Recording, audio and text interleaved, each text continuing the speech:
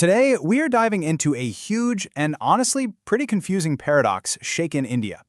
You've got a country that's churning out millions of college graduates every year, but at the same time, so many of them just can't find a job. So let's break down how on earth this is happening. So yeah, this is the big question, right? How is it possible? You've got this incredibly young, educated, and ambitious population on one side, and on the other, this nagging, persistent crisis of unemployment.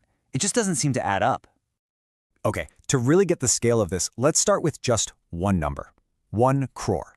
That's 10 million. It's roughly how many new graduates are flooding into India's job market every single year. Just think about that for a second. That is an absolutely staggering amount of human potential. And this chart, wow, it just lays it all out, doesn't it? Look at that towering bar representing 10 million graduates.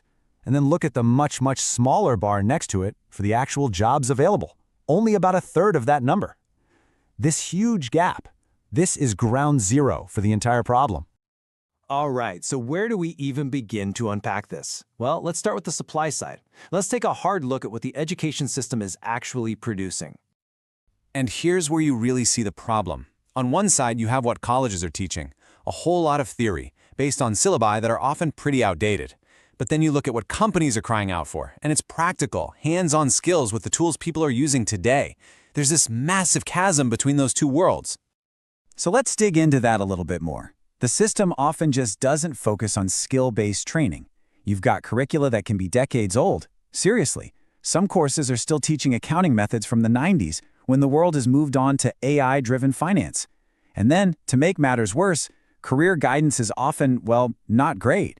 So students are picking degrees without really knowing if there's any demand for them in the real world. And this quote, man, it just says it all, doesn't it? This is the real-world result of that gap. You get an engineering graduate who has the degree, but can't actually code very well. Or a commerce graduate who doesn't have the data analysis skills that are absolutely crucial now.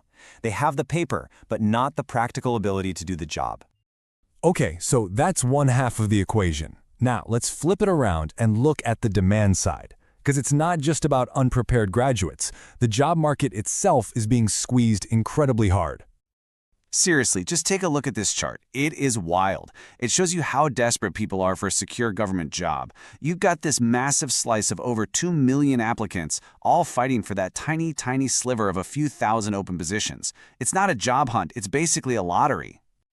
So what's causing this squeeze? Well, it really boils down to two huge forces.